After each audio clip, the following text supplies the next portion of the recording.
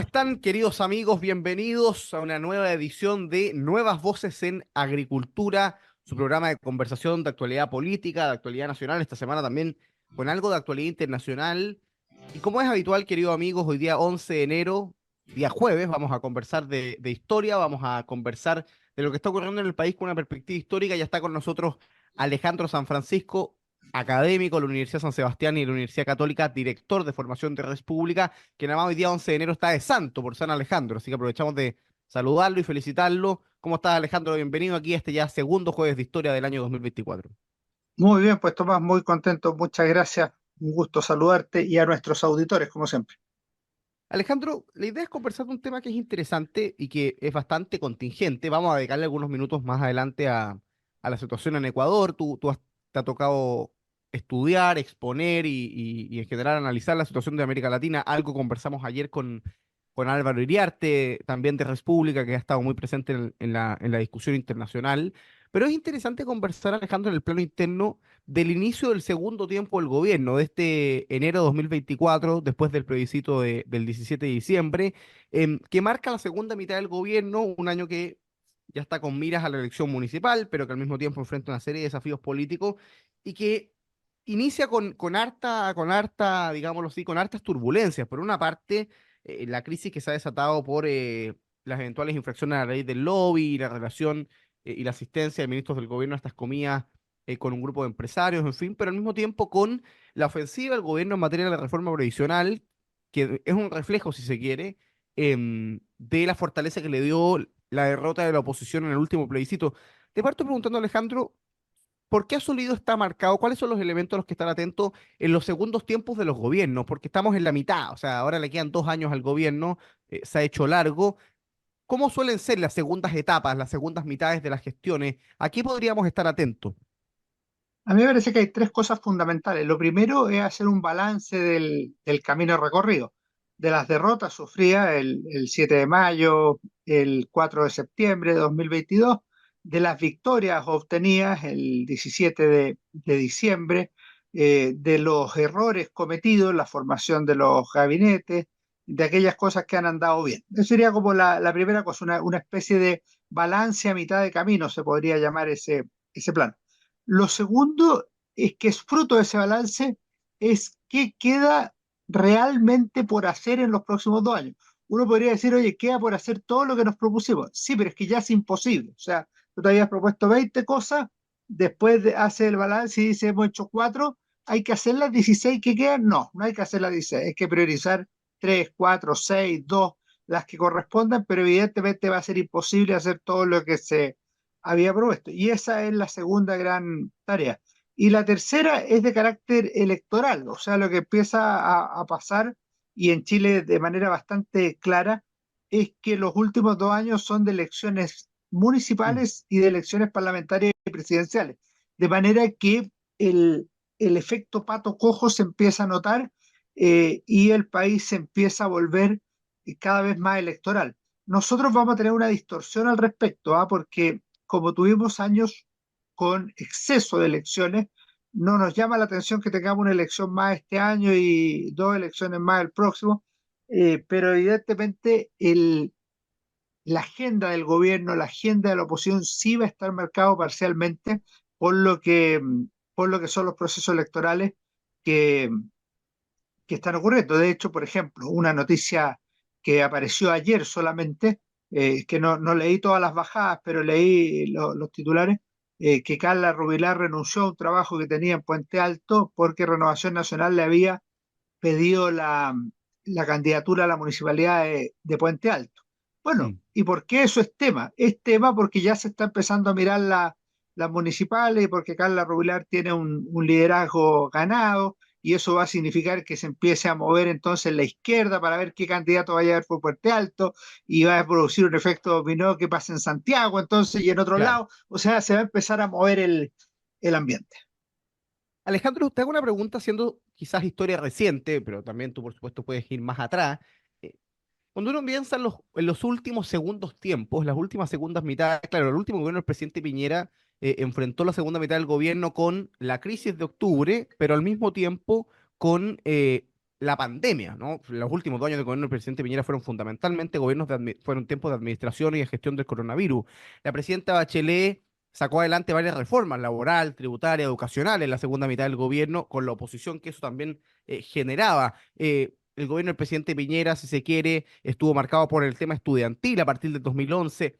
¿Cómo ha sido esa segunda mitad? Algunos han dicho, Alejandro, te lo pregunto porque algunos dicen, mira, en realidad al gobierno le quedan 2 o 3 meses de gestión política real, y el resto, como tú bien dices, se concentra en las elecciones municipales y el gobierno va a estar también preocupado de que les vaya bien en las municipales. ¿Cómo ves esos segundos tiempos? ¿Cómo han sido habitualmente?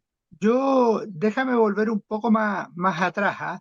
Eh, lo clave es el manejo de la agenda política. Si tú miras, por ejemplo, los gobiernos de antes de 1973, de Jorge Alessandri, Eduardo Frei y Salvador Allende, la característica que tienen es que la agenda política la pasa a dominar la oposición, en circunstancias que en un comienzo el que manejaba la agenda era Jorge Alessandri, Eduardo Frei y la democracia cristiana, Mm, Salvador Allende y la Unidad Popular. Pero claro, como hubo elecciones parlamentarias del 61, la segunda mitad del 61 al 64, Alessandri estaba demacrado electoralmente, estaba con menos votos, perdió el tercio en las cámaras y eso significó que estaba venido a menos. Lo mismo pasó con Eduardo Frei, que planteó como un plebiscito el año 67 las elecciones municipales de ese año y las perdió. Y eso frente al éxito que había sido el 64 y 65, significa una segunda etapa bastante dura, que además se ve mezclado con la toma de la Universidad Católica, mm. la toma de la catedral, lo que fue el tagnazo, la toma del regimiento Tacna, o sea, años muy difíciles. Y el presidente Salvador Allende, ya a partir del paro de octubre, yo diría que se nota ya una pérdida de la conducción política y una presencia cada vez más fuerte de la oposición. Piensa tú que el general Pinochet entre el 81 y el 89 pasó por distintos momentos. Vamos al 85 para saltarnos la crisis económica en que evidentemente el gobierno la vio muy difícil y solo pudo retomar la iniciativa convocando a Sergio Nofre para el Ministerio del Interior. Pero en el 85 la oposición, invitada por el cardenal arzobispo de Santiago, que era Juan Francisco Fresno, eh, elaboró el Acuerdo Nacional para la Transición a la Democracia Plena, al que se sumó la Unión Nacional de Andrea Alamán. Y eso significó un gran tema de discusión durante varios meses. Si ese debía ser el tránsito que debía hacer Chile hacia la democracia, obviamente el gobierno general Pinochet no se plegó, pero el tema de discusión era el Acuerdo Nacional a la Transición a la Democracia. El 86, la oposición, particularmente el Partido Comunista, planteó que era el año decisivo para la caída de Pinochet y fijó que ese debía ser el año del atentado contra Pinochet. En cambio, el 87 y el 88 lo que se vio es que el general Pinochet retomó la iniciativa, hubo apertura de los registros electorales, itinerario para el plebiscito del 88 y otro tipo de cosas, y hubo una salida más o menos como la que tenía planificada en un principio, pero hubo que apretar las clavijas. Y en democracia, yo te diría que el gran cambio, porque suscribo todo lo que dijiste respecto de Piñera, Bachelet, Piñera, yo diría que el gran cambio se produjo en el primer gobierno de la presidenta Bachelet, Mm. que en el segundo periodo se vio cada vez con más claridad que iba a haber alternancia en el poder. O sea, si es que Elwin, Frei, Lagos parecía razonable pensar que alguien de la concertación los iba a suceder, en el caso de la presidenta Bachelet se empezó a ver cada vez con más claridad que iba a ser un candidato opositor el que le iba a suceder en la moneda. Alejandro, interesante. Te quiero preguntar a propósito de esto que estabas explicando, porque efectivamente, claro, cuando comienza el Bachelet Piñera, las elecciones municipales empiezan a ser esa señal que da cuenta de que podría venir el cambio de la cara a la moneda, ¿no? Por ejemplo, el triunfo fue de Santiago el 2016, por decirte algo, en el segundo gobierno de la presidenta Bachelet. ¿Qué ocurrió, te pregunto, en el gobierno del presidente Lago? Interesante pensarlo hacia atrás, porque esa elección, estoy pensando en el gobierno previo al triunfo de Lago, en el gobierno del presidente Frei. ¿Qué ocurrió en las elecciones municipales de ese año? Porque al poco tiempo, la elección de Lago y por lo tanto la permanencia de la concertación se vio seriamente amenazada por la figura presidencial de Joaquín Lavín. ¿Cómo fue esa etapa previa? ¿Y cuánto influyó efectivamente las medidas que toma el gobierno de Frei para la elección de Lagos? Porque al final empieza a pasar que el gobierno empieza a actuar en función de los intereses electorales de sus coaliciones políticas. A mí me parece que hay cosas distintas. Si tú lo miras en términos electorales, hay dos elecciones que son relevantes. las municipales del 96 y las parlamentarias del 97. Si tú te fijas, están muy distanciadas de la elección del 99-2000 porque el gobierno duraba 6 años, a diferencia de los gobiernos posteriores de Bachelet Piñera, Claro. Bachelet Piñera, Boric. Y en ese sentido, yo creo que fue clave el triunfo de Joaquín Lavín, que tuvo un resultado absolutamente extraordinario en Las Condes y se levantó como la principal figura de la derecha. Claro. Y eso se notó en las elecciones parlamentarias del año siguiente, porque Lavín se comprometió fundamentalmente en las elecciones senatoriales de la UDI y la UDI ganó prácticamente en todo Chile, salvo excepción. Y lo mismo ocurrió con la democracia cristiana, que logró mantener la senaturía pese a tener una baja en los diputados. Eso significó que la UDI fuera camino a convertirse en el principal partido de Chile el 2001 y que Lavín fuera el candidato presidencial hacia el 99. Y luego ocurren dos cosas que son puntuales y que son muy decisivas para la última etapa del gobierno de Frey. Uno es la detención del general Pinochet en Londres, que marcó los 2 últimos años del gobierno de Frey, y lo segundo fue la crisis asiática, que fue el primer golpe a esta ilusión chilena de ser el tigre de América Latina y de que le iba a ir muy bien de manera permanente, que estábamos condenados al éxito y realmente fue una baja relevante. Otra cosa fue cómo se manejaron las elecciones, que efectivamente fueron bastante equilibradas, 48% Lagos, 48% Lavín y en una segunda vuelta con triunfo de Ricardo Lagos. Alejandro, te hago una pausa, te hago una pregunta antes de irnos a la pausa. En esta línea, eh, este año, el 2024, año de elecciones municipales, tú lo planteas a propósito de Lavín, en el escenario político que existe, con lo líquido que está el ambiente, con cómo van cambiando los liderazgos, cómo las figuras presidenciales suben y se caen, y cada año hay figuras presidenciales distintas, ¿podría ser este un año relevante para efectos de empezar a visualizar quiénes podrían ser los principales liderazgos presidenciales de la próxima elección presidencial? ¿O el escenario político no permite hacer ese tipo de previsiones? Yo creo que podría ser, pero depende de ciertos hitos. Por ejemplo, si Evelyn Matei saca 70-75% de los votos en Providencia, queda evidentemente levantada como una figura presidencial de primer orden, porque significa que le están reconociendo su liderazgo, ya que estuvo bastante equilibrada la elección en la elección anterior. Mm. Lo mismo podría ocurrir en el Frente Amplio con figuras emergentes. Pienso, por ejemplo, en el caso de Tomás Bodanovich en Maipú. Pero yo creo que no hay mucho más. Los demás candidatos presidenciables o figuras que aparecen en las encuestas son José Antonio Cast, son, qué sé yo, Camila Vallejo, Carolina Toá, son personas que vienen del mundo de otras áreas, no las municipales. Pero imagínate que ocurriera lo siguiente, que una persona X, yo te voy a dar dos nombres, pero desafiara a Iracy Hasler en Santiago y la derrotara con un 54-55%. Voy a pensar en dos nombres, uno que corrió en la presidencial anterior, que es Sebastián Sichel, y otro que es joven pero ha demostrado liderazgo, que es, por ejemplo, Francisco Rego, que va a tu programa, que es de Renovación Nacional. Imagínate que obtuvieran un triunfo importante en Santiago. Yo creo que de inmediato emergen como figuras, no digo que vayan a ser presidente de la República, pero pueden disputar, qué sé yo, una primaria, pueden hacer cosas que en este minuto no se nos ocurre. Hagamos la primera pausa comercial. Estamos en este jueves de historia conversando con Alejandro San Francisco acá en Nuevas Voces de Agricultura. A la vuelta de la pausa vamos a conversar del inicio del año para el gobierno. Ha tenido de dulce y a gras, si se quiere, ¿no? Los últimos días han estado marcados por la polémica y las explicaciones del gobierno en torno a las reuniones con el mundo empresarial en la casa de Pablo Salaquet, pero al mismo tiempo por la ofensiva del gobierno post 17 de diciembre en reformas importantes para el Ejecutivo, particularmente la de pensiones. Breve pausa comercial, en pocos minutos estamos de vuelta aquí en este jueves de historia en Nuevas Voces de Agricultura. Estamos de vuelta, queridos amigos, con su programa Nuevas Voces en Agricultura, jueves de historia, en este jueves 11 de enero, segunda semana de este año 2024. Ya está con nosotros en esta conversación. Seguimos con Alejandro San Francisco, académico de la Universidad San Sebastián y de la Universidad Católica, director de formación de Res Pública, conductor también del programa Historia, Libros y Banderas, un podcast que también está en Agricultura TV y que ustedes pueden seguir.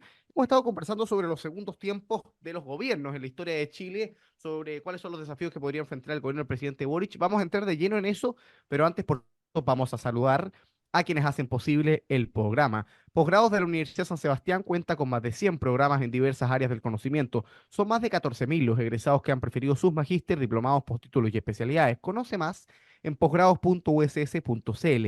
En Enel buscamos cuidarte y que tu servicio eléctrico sea continuo y de calidad. Por eso, si sabes de un hurto de cables que hay generado corte de electricidad en tu barrio, puedes denunciarlo de manera anónima al 600-696-0000. Ayúdanos a evitar esta práctica ilegal y a mantenernos seguros con Enel. Y AFP Capital, te acompañamos en todo momento para solucionar tus necesidades. AFP Capital, queremos ser tu AFP. Alejandro, entremos por lo que ha estado en la agenda en los últimos días. Eh, ¿Qué te parece? ¿Cómo evalúas la situación que está viviendo el gobierno en torno a la polémica generada por estas reuniones en la casa de Pablo Salaquet, entre el mundo empresarial y algunas industrias con ministros del gobierno, la ministra Janet Jara, el ministro Nicolás Grau, la ministra de Medio Ambiente? ¿Cómo has visto la polémica que se ha generado, las explicaciones que se han dado, la crítica que se ha hecho? ¿Y cuánto afecta, Alejandro, en términos de proyecto político o de discurso político al Frente Amplio particularmente, considerando que un proyecto que se construyó sobre la base de un diagnóstico muy crítico de la actitud y del comportamiento político de lo que había antes y de la relación precisamente de la política con el mundo empresarial, con el mundo del dinero, y parece ser que hoy día están un poco en lo mismo de lo que ha sido siempre la política, bastante legítimo por lo demás, las conversaciones entre el mundo empresarial y el mundo político? ¿Dónde está el problema? ¿En las reuniones? ¿En que no se han hecho por lobby? ¿En el doble discurso? ¿Cómo has visto esa situación que tiene el gobierno dando explicaciones bastante incoherentes por lo demás? Primero, una cuestión que es de contenido de la política. Yo creo que las reuniones deben existir entre el mundo político y el mundo empresarial, entre el mundo político y el mundo sindical, entre el mundo político y los estudiantes y rectores de universidades, es decir, entre todos los sectores intermedios de la sociedad que sacan adelante al país en la cultura, en la educación, en la producción y en otros ámbitos. Evidentemente tiene que haber reuniones permanente. Y eso no tiene nada de malo. Segundo, se pueden plantear todos los temas que se quieran ahí. O sea, yo no veo ningún problema en que un grupo de empresarios plantee que hay que subir los impuestos o que hay que bajar los impuestos. Lo que ocurre es que eso tiene que canalizarse por la vía de la democracia y el Estado de Derecho, es decir, a través del Congreso Nacional, tiene que hacerse en lo que requiera vía ley de lobby, en otras ocasiones tendría que hacerse con la información que corresponda, y evidentemente aquí es donde se enreda la cosa por dos o tres razones fundamentales. Primero, porque efectivamente estas reuniones debieran ser permanentes de manera clarísima, eh, y no porque las realiza un político o una persona que está dedicada al lobby, aunque sea parcialmente. Eso debiera realizarse sin temor a caer mal o a lo que sea. Primera idea. Lo segundo es que debiera transparentarse cuando corresponde. Tercero, si, hay respuestas muy malas, que una persona decía, pero es que yo no sabía que iban a estar tales o cuales Claro, personas. Si ¿quiénes hubiera iban? sabido, no hubiera ido. Bueno, pero cuando supo por qué llegó, por qué no se retiró, por qué no dijo, mira, si está en la reunión, mejor me la piden eh, por ley de Por lobby lobby. y la hacemos otro día. No, es una explicación mala. Y cuarto, por último, cada vez que se han erguido como figuras morales o con un estándar político superior, han terminado golpeándose en los pies, porque la verdad es que cualquier persona que le haya tocado ejercer cargos de gobierno, cualquier persona que haya estudiado, que haya visto, por ejemplo, el gobierno del presidente Allende, que tuvo una dura gestión contra grupos empresariales y otros, verá que se reunía permanentemente con personas del mundo empresarial. Mira, estoy sacando acá un libro que me estoy leyendo muy bueno, que es la segunda parte de otro que me leí. Estas son las aventuras de un testigo privilegiado, que Claro, viene a ser como el testigo privilegiado 2. Bueno, Orlando Sáenz era presidente de los Sofofa. presidente de la SOFOFA y se reunía con el presidente Allende y se reunía las veces que fuera necesario. Se reunían en la casa, se reunían en la moneda, a veces de urgencia. ¿Y qué? ¿No se van a reunir? ¿Cuál es el punto?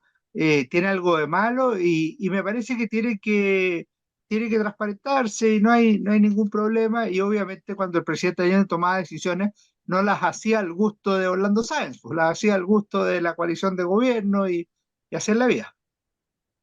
Alejandro, eso si se quiere es el lado como agraz, ¿no? O si se quiere ácido, amargo de este inicio de año. El gobierno lleva al menos toda esta semana dando explicaciones, tú bien lo decías, bien malas. Algunas están en la lógica de si hubiese sabido quiénes iban, no hubiese ido.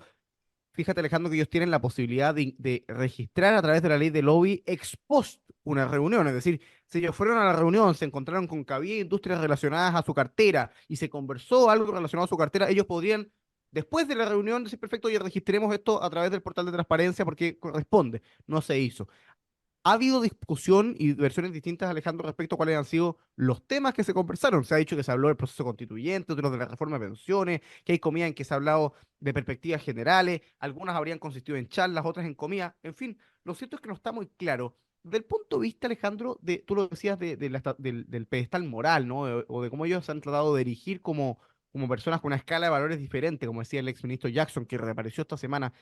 ¿Cuánto afecta la credibilidad del gobierno? Porque, claro, uno podría pensar, o la opinión pública podría pensar, ok, por ejemplo, el gobierno del presidente Piñera naturalmente tiene una cercanía mayor con el mundo empresarial. El presidente Piñera era empresario, buena parte de su gabinete eran empresarios, pero una izquierda como la del Frente Amplio que ha sido tan crítica a los empresarios, tan crítica de los supuestos casos de corrupción y los casos de corrupción en política, hoy día se ve como en las mismas prácticas que todo. ¿Eso es porque la realidad le ha ganado el discurso o eso es porque derechamente ayer lo decía Juan Lago, Alejandro, un punto bien interesante, decía, oye, el problema del gobierno es que se junta en privado con estas personas sin transparentarlo, porque si lo transparentara, se le cae el discurso de toda su historia, porque tendrían que decirle a su propio público, oye, lo que les decíamos no era verdad, con ellos sí se hace política. ¿Cómo lo ves desde el punto de vista netamente político del Frente Amplio? Yo creo que no va a tener un costo particularmente grande, van a pasar este trago amargo y la próxima semana vamos a estar hablando de otra cosa. La política no solo está muy líquida, sino que está muy rápida, los temas de una semana se los come la otra. Lo lógico que sería que estuviéramos hablando de los efectos del resultado del plebiscito, y el plebiscito a la semana ya había pasado a la historia y fuera. No es que, y hoy día parece ser, al menos así lo veo yo, que Chile no necesita una nueva constitución para salir adelante. Y después de 4 años en que lo único que podía sacar adelante a Chile de la postración era la nueva constitución. Entonces, todo esto es muy ágil, es muy rápido, y yo creo que va a seguir siendo así. Yo creo que no es primera vez que esto ocurre en la actual administración, de manera que esa virginidad ya se perdió. No es que aquí sí que cambió la cosa. Yo creo que el clima moral que se instaló el primer año del gobierno ya se derrumbó en su minuto, y habría que chequear cuándo fue el golpe más duro, más de gracia.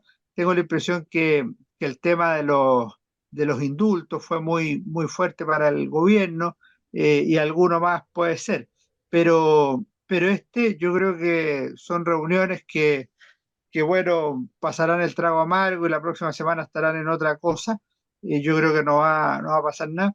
Y lo otro es que varios ya sabían antes o lo aprenderán ahora, que hacer política contra los empresarios es la posibilidad que eligió el marxismo a través de la lucha de clases, pero que tiene costos. En política no hay nada gratis, no es gratis tener alianzas.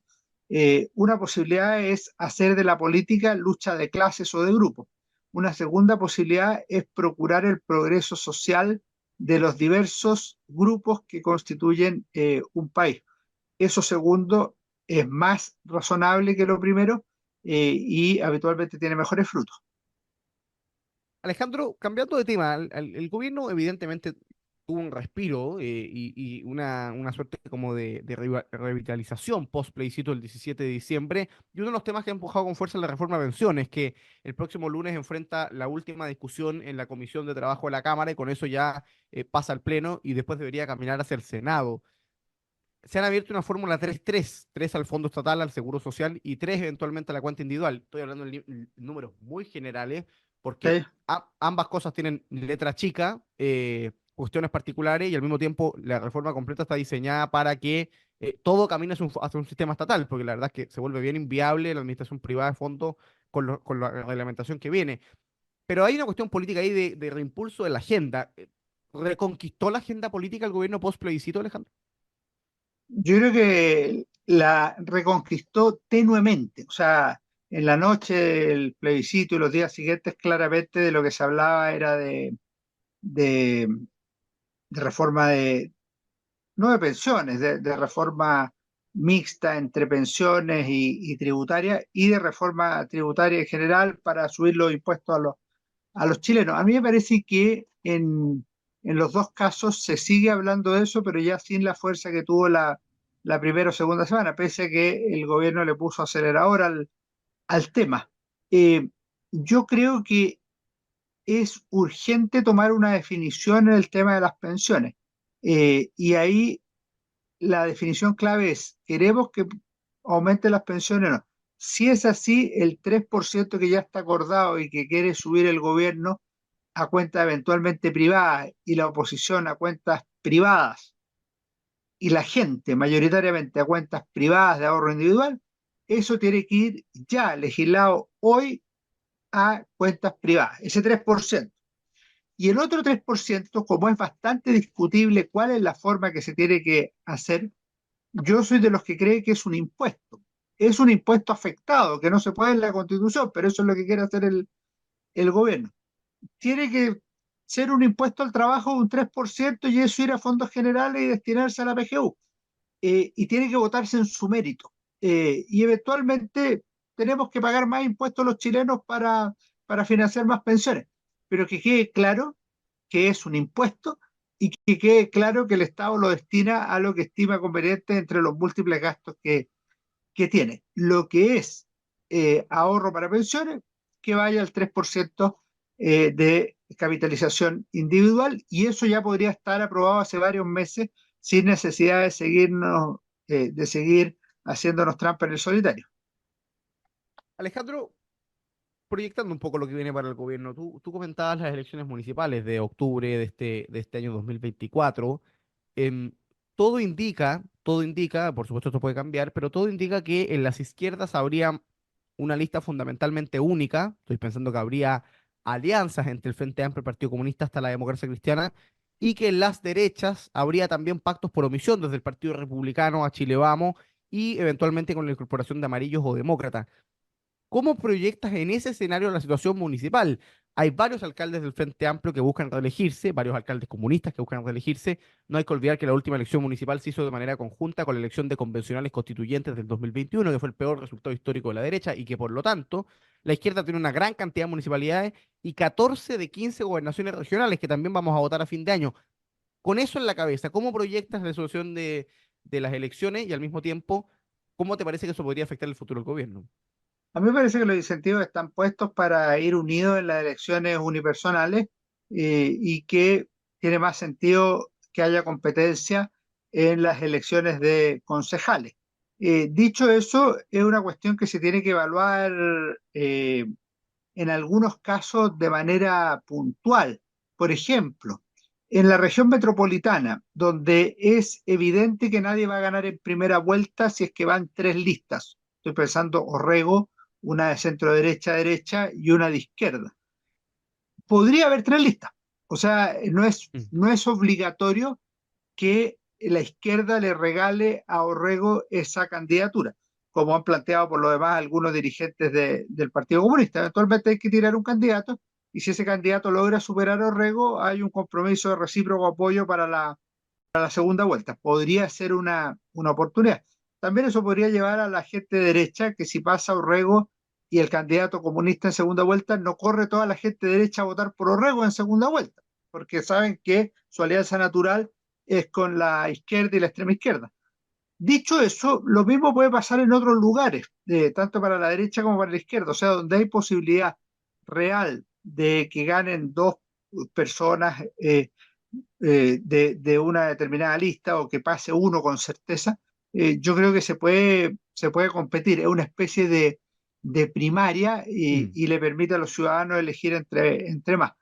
Dicho eso, creo que lo clave es buscar las mejores posibilidades de éxito tanto para el gobierno como para la oposición y por eso la tendencia va a ser unificar candidaturas a nivel de alcalde y a nivel de gobernadores. ¿Es decisiva esta elección? No, pero es muy influyente. O sea, si hay golpes grandes, o sea, por ejemplo, si gana la derecha o la centroderecha tres, cuatro comunas relevantes, si sube muchos puntos en las municipales, si gana tres o cuatro gobernaciones nuevas, bueno, evidentemente queda en una posición muy, muy buena para adelante, para obtener el gobierno en 2025. Eh, Al revés pasa para el gobierno, pues si el gobierno, esta decadencia que ha mostrado, que lo tiene entre el 30 y el 32%, resulta que termina ganando en varias comunas con el 50, 55, 60%, bueno, evidentemente que se produce una recuperación que le da nuevos aires para competir el 2025. Vamos a hacer la última pausa comercial en esta conversación de Jueves de Historia con Alejandro San Francisco. En pocos minutos volvemos para retomar esta conversación, pero también para conversar algunos minutos de la situación que está viviendo Ecuador acá en América Latina. Vamos y volvemos.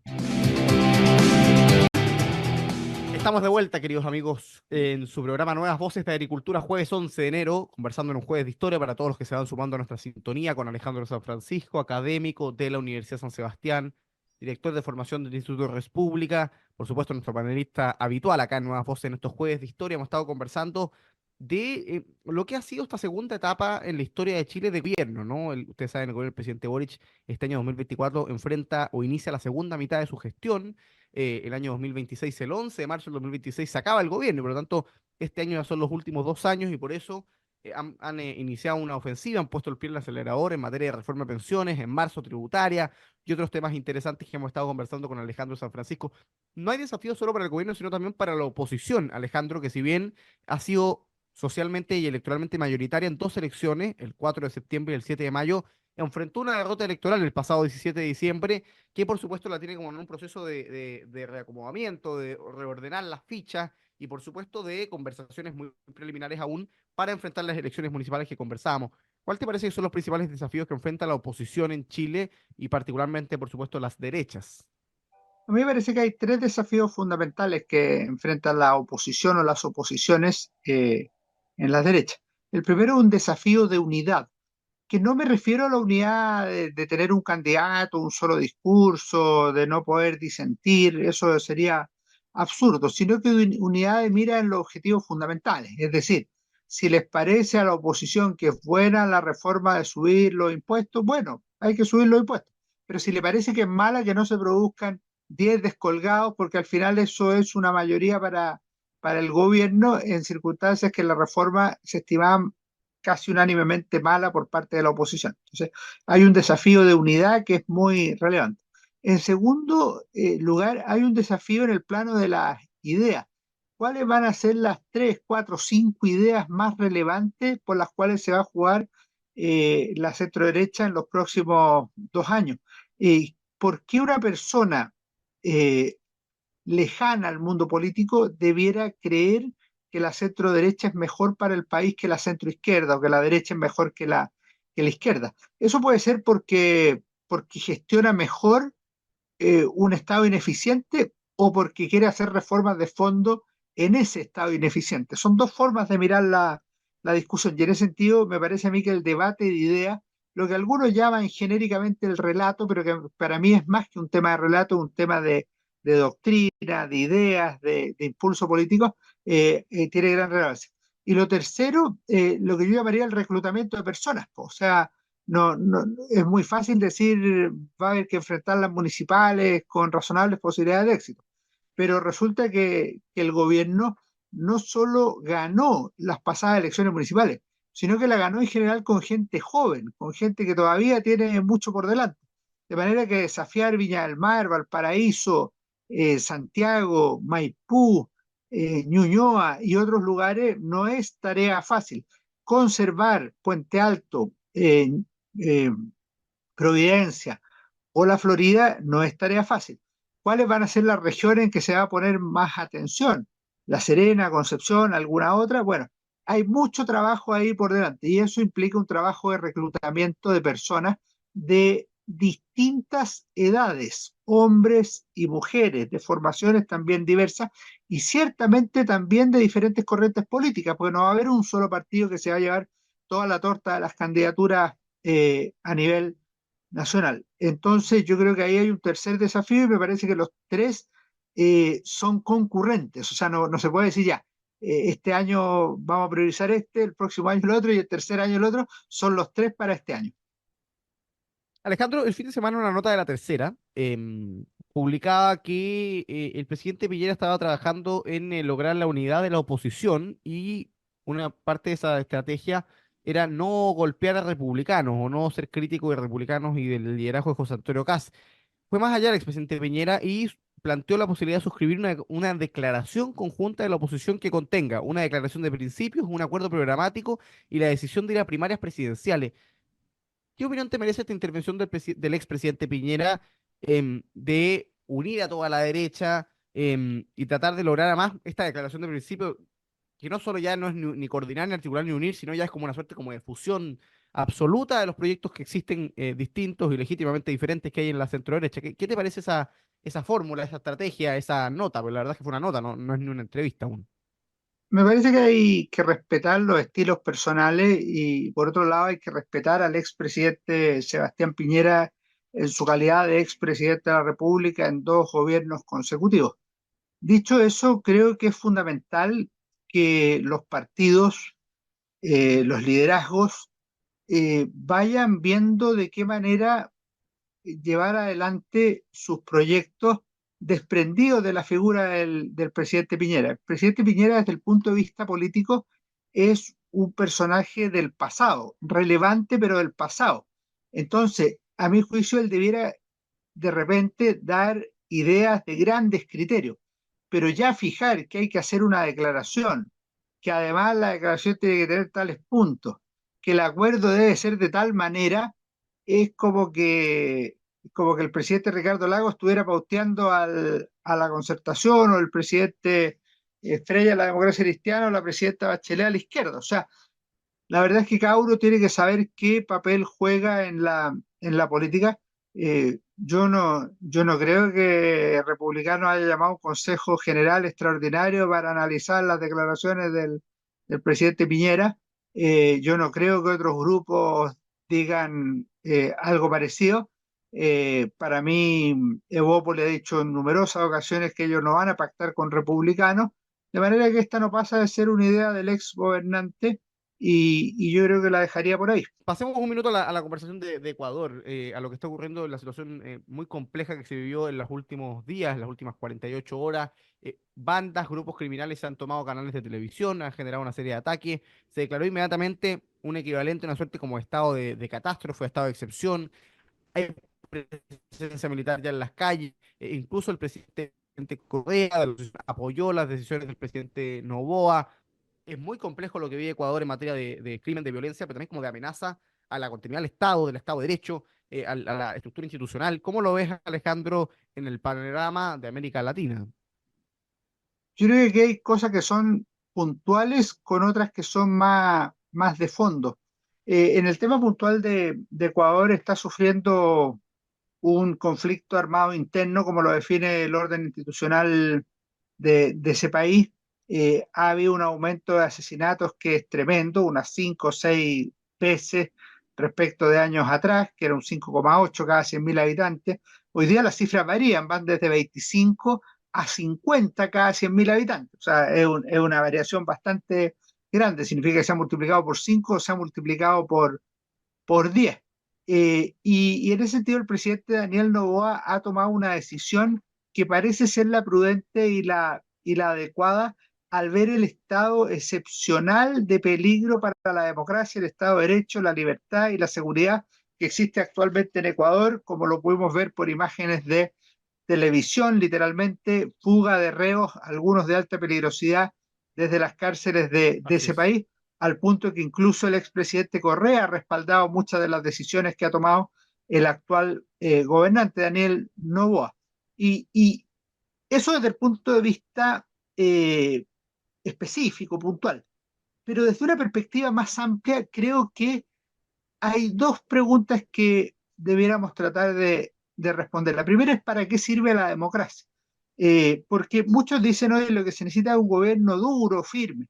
Bueno, es que si la democracia no puede combatir la corrupción, el narcotráfico, la violencia, efectivamente la gente va a empezar a llamar a un gobierno más duro que pueda hacerlo. Ojo que eso no es seguro, puede haber gobiernos duros que faciliten la corrupción, la violencia o el narcotráfico, pero lo que sí se degrada es la propia democracia, porque se vuelve inútil. Y lo segundo, ¿hacia dónde va América Latina? Y si uno podría decir con cierta facilidad que hace 3, 4, 5, 10 años América Latina viraba a la izquierda, que hace 20, 25 años se iniciaba el ciclo del socialismo del siglo XXI, hoy día me parece que depende de lo que ocurra en Ecuador, así de importante lo que está pasando, se podría producir la buquelización de América Latina. O sea, al fracasar los gobiernos en el control de la corrupción, el crimen organizado y el narcotráfico, los gobiernos van a tomar más atribuciones, van a llamar no solo a las policías, sino que también a las Fuerzas Armadas para controlar a estas bandas que le hacen la vida imposible a las sociedades, como lo hizo el presidente Bukele en El Salvador. ¿Es eso bueno o malo para las sociedades? A mi juicio, ese es un retroceso democrático, pero es porque las democracias han comenzado a demostrar en algunos lugares su inutilidad o su incapacidad para enfrentar estos adversarios, no solo políticos, sino que sobre todo sociales. Alejandro, antes de que se nos acabe el programa, nos quedan un minuto y medio. Recomendación de libro, como cada jueves para nuestros auditores en estos tiempos, además de verano. Quizás algunos podrán salir de vacaciones en los próximos días. ¿Qué le traes de recomendación a los que nos están escuchando en distintas partes de Chile acá en Nueva Voz? Mira, trajimos una recomendación a propósito del cumpleaños de Eduardo Frei Montalva, que nació el 16 de enero de 1911. Entonces yo dije, voy a llevar algo de Frei Montalva. Y para eso traje Chile Desconocido, que es un libro además muy poco conocido de Frei Montalva. Es un libro que él publicó en Ediciones Ercilla en 1937 y a mí me pareció relevante porque es el primer libro que publicó Eduardo Frei. Eduardo Frei fue un intelectual y a su vez fue un gran dirigente político. Y me parece que la clave aquí está en que él mira al país en su conjunto, lo mira desde la región. Ahí él estaba viviendo en Tarapacá, ese mismo año fue candidato por Tarapacá a diputado de la República. Mira el proceso histórico que ha vivido Chile en los últimos años, incluso décadas, las intervenciones militares de los 20, la restauración de la democracia en los años 30 y algunos de los grandes temas del país en los años 30. Por ejemplo, el tema de las regiones, un tema pariente pobre o generalmente olvidado dentro del debate o la discusión pública chilena, injusta y absurdamente olvidado. La familia, las clases sociales, el problema educacional y así otros temas. Me parece que para los que les gusta la historia, conocer el pensamiento político que tenían los presidentes de la República antes de llegar a la moneda es una buena manera de adentrarse en la historia y conocer ciertas trayectorias relevantes en la vida institucional del país, en este caso Eduardo Frei Montalva. Ahí está la recomendación de Alejandro San Francisco para este jueves de historia. Con eso vamos cerrando nuestro programa acá en la 92.1 FM. Muchas gracias, Alejandro, por acompañarnos como cada jueves en estos jueves de historia. Gracias a ustedes, queridos amigos, por su sintonía, por sus comentarios. Quédense en la 92.1, ya viene Deporte en Agricultura. Nosotros nos reencontramos mañana viernes a las 13 horas acá en Nueva Voz. Gracias, Alejandro, que estén bien. Nos vemos, muchas gracias.